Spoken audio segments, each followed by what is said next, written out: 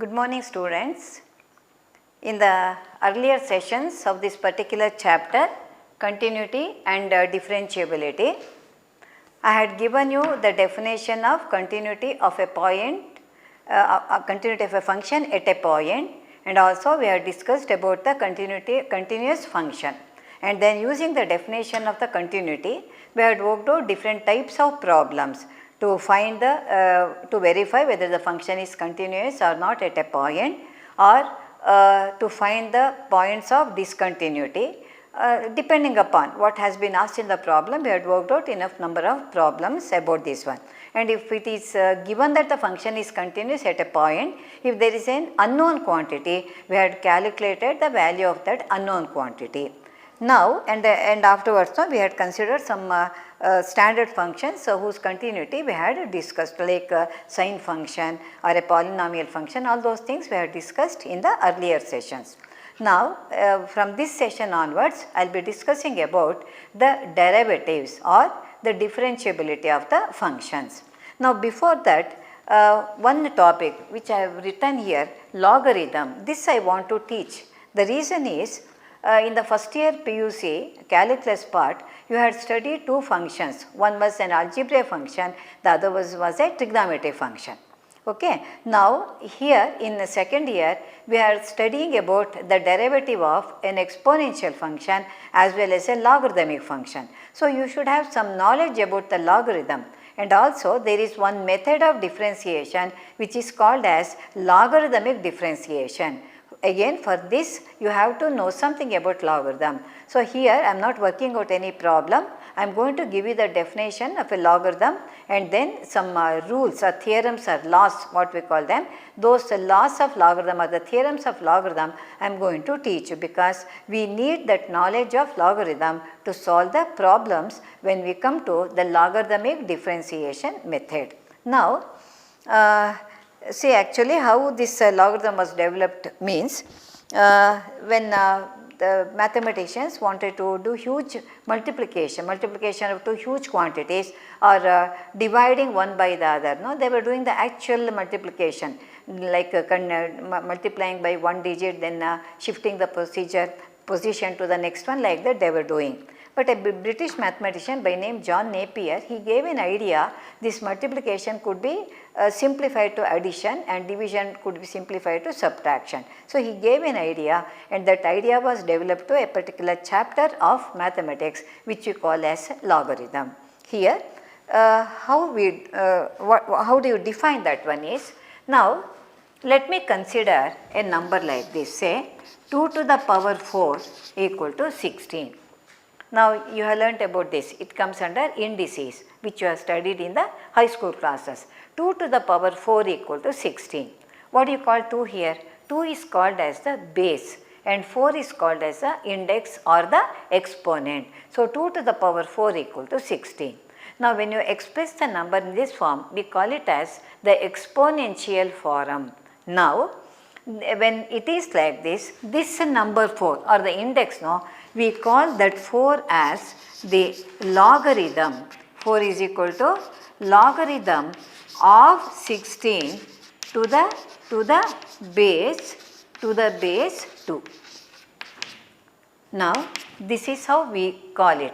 Suppose 2 to the power 4 equal to 16, the index or the exponent 4 is called as the logarithm of 16. 16 means the right hand side number to the base 2. So here also the number 2 is called as a base. When you write in the form of an exponent, also it is called as a base. And how do you represent this one? It is 4 is equal to, you write for logarithm only log, and then this number 16, strictly speaking you have to write a little above this one, and 2 should be written in this position. Sometimes in the textbook, no, they would be 16 would be with the log only in the same line, but this is a correct way of expressing the number. That is 4 would be equal to, we read it like this, 4 is equal to logarithm of 16 to the base 2. What I have written there, that is how we have to read. So logarithm of 16 to the base 2 is equal to 4 here. Now these two are one and the same. It is another way of expressing. So, this is the exponential form, this is the logarithmic form. So, I can write like this, arrow mark on both the sides. 4 can be written as log 16 to base 2, they are interchangeable.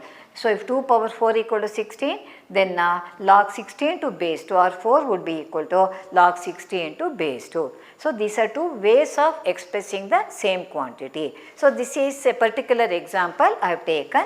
Generally when we consider 3 numbers, say I take 3 numbers A, L and N, some 3 numbers, some condition on A should be greater than 0 and should not be equal to 1. It should be a positive number which should not be exactly equal to 1.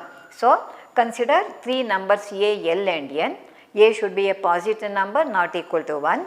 Then if A to the power L is equal to N, A to the power L is equal to N, then we say L is equal to logarithm of N to base A. That is, again I told just now I told you, if you write it like this, it is the exponential form and this is the logarithmic form. So, a number raised to some other number gives some other number, then the index can be written as logarithm of the number on the right hand side to the base A. So, how do you read it? L is equal to log of N to base A, or when it is given you take A, raise it to the power L, that would be equal to N. Both are one and the same, two ways of expressing the same thing.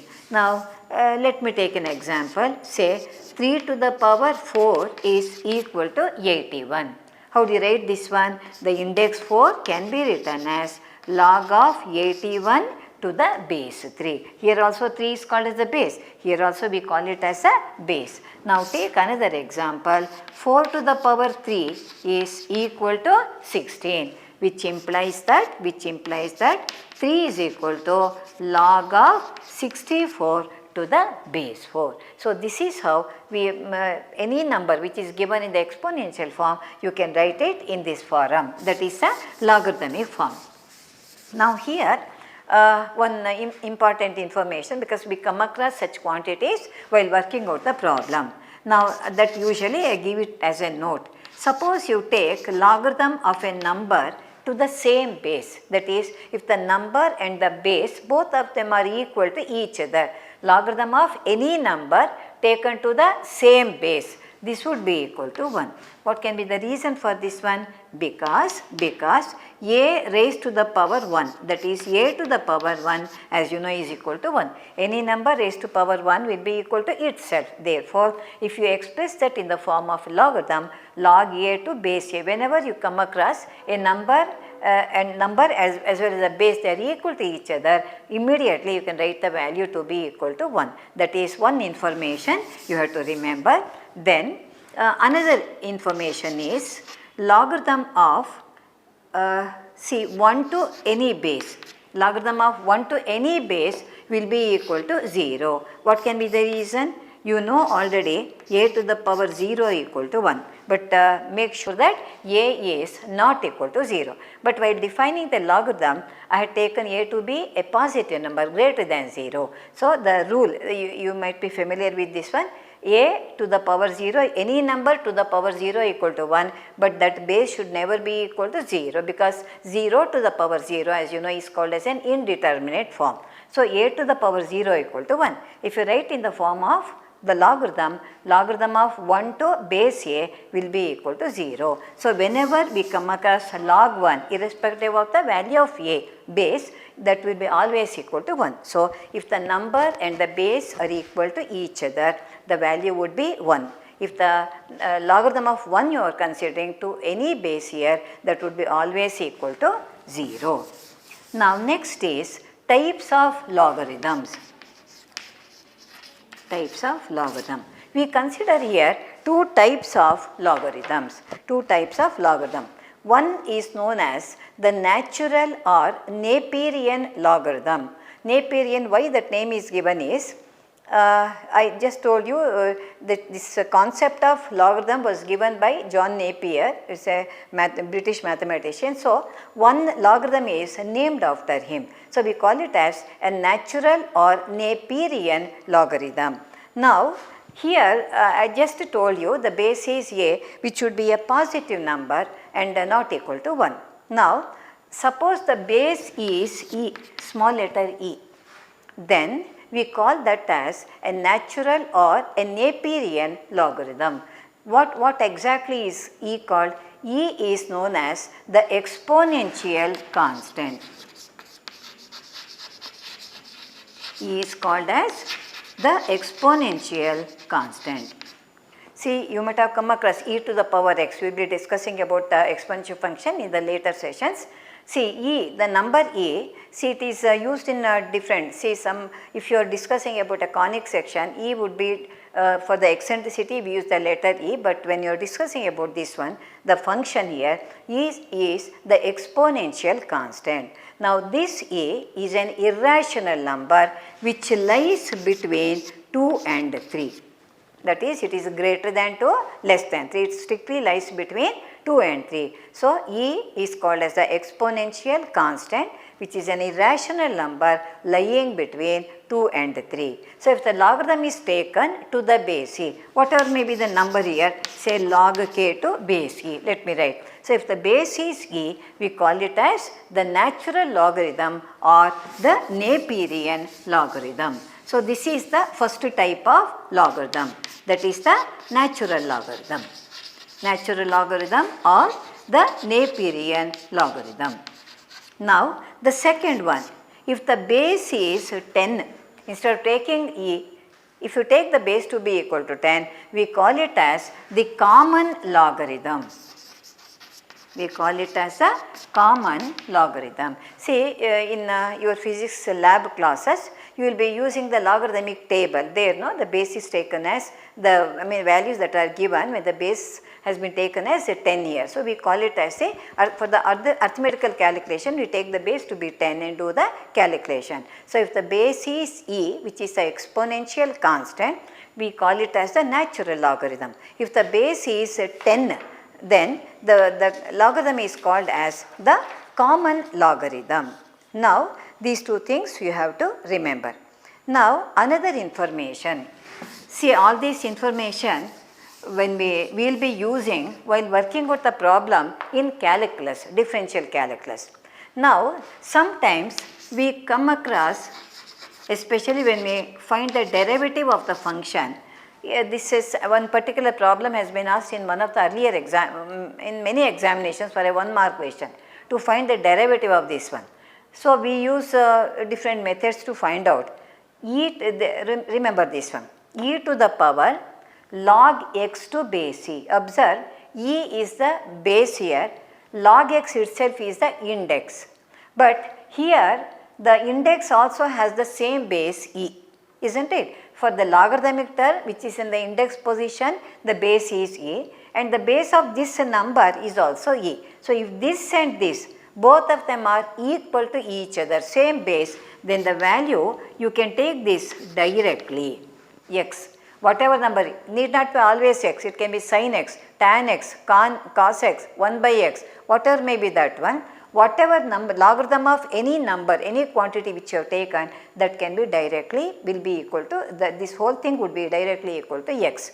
Because when you take logarithm on both the sides, no, then you will be getting, that is why you have not learnt about this logarithm, that is a logarithm, just now we have learnt about the definition. So, this information comes under that one. So, e to the power log x to base e will be equal to x here. If you take logarithm on both the sides, LHS would be equal to RHS. Now, instead of e here, suppose I have taken some other base here, general base. E means the particular exponential constant, 10 means the common logarithm. Here, most of the problems, so we will be taking a general, e would be there. Sometimes while proving the theorem and all, we take some general number, but the condition is still there, it should be a positive number not equal to 1. Then if this base and that base are equal to each other, then it would be equal to x only. So, this information helps us when we come to the differentiation part of this type of functions. So, this information I give under this logarithmic chapter. Now, while studying about the theory of indices, maybe in your high school classes, you have learnt about the 5 theorems. We call them as theorems on indices or laws on indices like that. Same thing here in the case of logarithm also, we call them laws, L-A-W-S, laws of logarithm, or sometimes we call them as theorems also, both are correct, laws of logarithm. Here, now first law says that, understand this one because we are going to apply while working out the problems here. Logarithm of mn to base a is equal to log m to base a plus log n to base a. One by one, we need not prove this one, it is only for the information sake I am giving because these laws we have to use while solving the problems. This would be very much helpful. Look here, let me understand, let me explain each law so that we can, wherever you need it, you can apply it easily. Logarithm of mn to base a, I have taken some general base a here, general number, mn, what do you mean by mn? It is a product, isn't it? Logarithm of product taken to some base. And what you have on the right hand side, it is logarithm of m, the first number to the base a, plus logarithm of n to base a. So, how it has been converted? Logarithm of a product is equal to sum of the individual logarithm. And this is the one which you use while doing the arithmetical calculation. See, when you are looking at the logarithmic table, whenever there is a product, you look at the logarithmic table and get the values, then you may remember you add them. Why we are adding means because of this particular law, particular theorem. So, logarithm of a product is equal to sum of the logarithms. Now, this law and all the other laws of course, they can be applied both ways. What do you mean by that one? Suppose you are having an expression like this, log m to base a plus log n to base a. You can write it as log of mn to base a. See, log of mn, don't ever write like this, log m to base a into log n to base a. This is not like that. Okay? Many students, they get confused. Product is there, here also they write product, that is not correct. We do not have any law that like that. So, the logarithm of a product is equal to sum of the individual logarithms. Now, when I say product, there can be any number of terms, need not to always two. I can have m into n into p into q into r like that. Then all of them, they are taken individually and we will be adding them, log m to base a plus log n to base a plus log p to base a, log q to base a, like that. There may be any number of terms in the product, all of them we take the logarithm individually and add them. So, this is the first law of logarithm. We consider a product. Now, let me consider a quotient. So, here in the previous one, I considered a product. Now, I will be considering a quotient, logarithm of m by n to the base a. When the product has been converted into sum, what can you expect a quotient to be converted? Automatically it would be the difference. So, these are the, these two information he gave, the product could be converted into sum, the quotient could be converted into difference. So, this was the idea given by. Therefore, we write it as log m to base a minus log n to base a. Okay. So, logarithm of mn is log m plus log n. Logarithm of m by n is log m minus log n. When there is a product, we add the logarithm. When there is a quotient, we take the difference, but in the same order. Logarithm of the numerator minus logarithm of the denominator. This is the second law of logarithm. Now, let me come to the third law of logarithm. Now, the third law says that logarithm of m to the power n to the base e. Here, see, in the first law we took a product, second law we took a quotient, third law a number has been raised to some other number. So, logarithm of m to the power n to base a. Now this would be equal to n into log m to base a. Here, see what is n here? N is the index of that number, and where it has come? It has come as the coefficient. So log of m to the power n to the base a equal to, this index has become the coefficient, n into log m to base a. Again this law also you can take. Suppose n is given, the number with the variable or the function, we call it as a coefficient. So if it is given like this n can be taken as the index of that number. Okay. So that is how, suppose I am having a number like this, half into logarithm of m to base a. How do you write this one? You can write it as log m to the power half to base a. So this is the method we adopt here. All these laws are applicable both ways. If the LHS is given, you can write the right hand side. If the right hand side is given, you can write the left hand side, which suits that particular expression. So this is the third law of logarithm, where the index would be taken as the coefficient. Now let me move on to the fourth one. There are only 4 laws here. 4 is known as, we call it by a separate name, change of base theorem. Change of base theorem of logarithms. Change of base theorem of logarithms. This is the name given to this particular law, particular theorem we can say. See, the name itself suggests that change of base theorem. Why do we call this one? That tells us that we are changing the base of the given expression. Okay. Now this law says like this, logarithm of m to base n. I am now taking base a here in this case. Logarithm of m to base n can be written as logarithm of m to base a divided by logarithm of n to base a. See, students usually they get confused between the second and this law. Don't get confused. In the second law, we are considering logarithm of a quotient.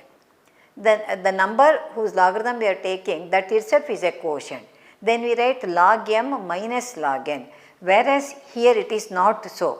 Only one logarithm has been given to us, logarithm of m to some number n here. Then look at the right hand side. So the logarithm could be expressed in the form of a quotient of 2 logarithms. And what is the other thing you observe? The original base was n. Now I have changed the base to a. That is why we call it as the change of base theorem. Understand? So log m to base n can be written as logarithm of the number. M is the number whose logarithm we are taking to the new base. Whole thing divided by logarithm of what is n here? That was the original base. So logarithm of the number to the new base divided by logarithm of the old base taken to the new base. Because we are changing the base of the logarithm and writing a logarithm as the quotient of 2 logarithms, it is called as the change of base theorem of logarithm. Suppose we are having a right hand side like this, log m divided by log n. You can write it as log m to base n. And another thing here, sometimes in question paper or in books also, these days this base will not be written at all, it will not be printed. Sometimes it happens even in question paper also. See, when the base is not written, don't be under the impression that it does not have base at all. Unless base is specified, the logarithm does not have any meaning at all. So base would be there.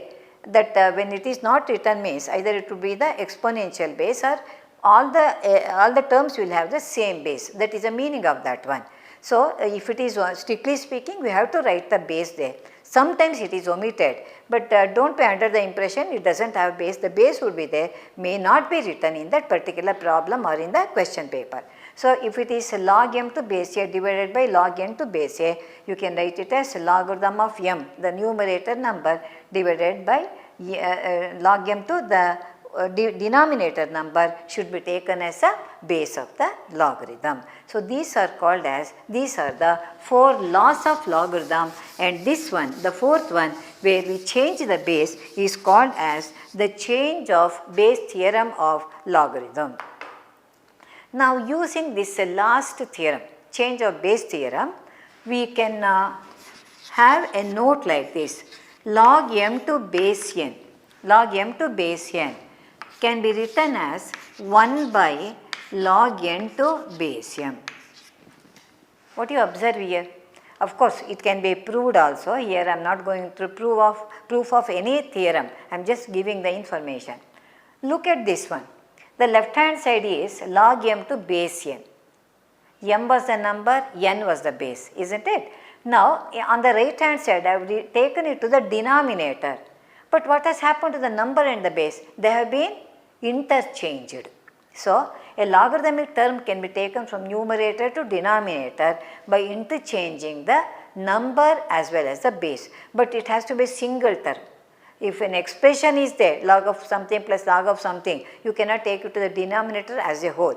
Individual term you can take. In indices also you might have learnt like this: a to the power 3, we can write it as 1 by a to the power minus 3, isn't it? Then the sign of the index changes. Here the number and the base, they get interchanged. So, this information sometimes when it is in the numerator, you may have to take it to the denominator to solve the problem, or suppose it is in the denominator, you may want to take it to the numerator to simplify the problem. In that case this information or the note will be helpful. So, you can use this information to wherever it is needed to solve the problem. Now,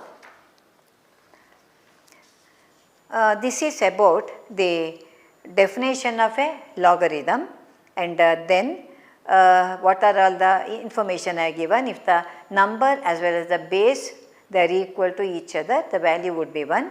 If the logarithm is taken 1 to any base, it would be equal to 0, and e to the power log x to base a would be equal to x here, and the base should be always a positive number and not equal to 1. So, if a, l and n are connected by the relation a power l equal to n, then we write a power l equal to n can be expressed as l is called as the logarithm of n to the base a, and I have told you how to write that one. So, and then we have learnt about there are 2 types of logarithm. The logarithm can be taken to the number e, small letter e, which is called as the exponential constant, which is an irrational number lying between 2 and 3. If the base is taken to the number 10, we call it as the common logarithm. Then we had learnt about the different laws of logarithm. There are 4 laws of logarithm. Logarithm of mn would be log m plus log n. The product may contain any number of terms, any number of factors I can say, and that is a product would be converted as sum of the logarithms. Next is logarithm of a quotient. Log of m by n would be equal to log m minus log n. That is, logarithm of a quotient is the difference of the 2 logarithms. And then logarithm of m to the power n, that is, a number has been raised to the power, and that n, the index, will become the coefficient, that is n into log m. Lastly, what you call as the change of base theorem of logarithm, it is log of m to base n can be written as log m to another base a divided by log n to the same base, the new base. So, since we change the base to a new one, we call it as the base is changed here, we call it as the change of base theorem of logarithm. So, this information you have to remember, because after learning about recalling about the differentiability of the function or the derivative of some simple function, we are going to find the derivative of logarithmic function also. Exponential and logarithmic we have learnt in the algebraic and trigonometric functions, you have learnt the derivative in the first PUC portion. The exponential logarithmic functions, you have to learn the derivative in second year PUC. For that, you should know what you mean by a logarithm. Therefore, for that purpose, it has been taught. So, in the next session, I just want to recall about the derivative of the function, what's the procedure we adopt, what's the meaning of the first principles method. All those things I will be taking up in the next session. Thank you.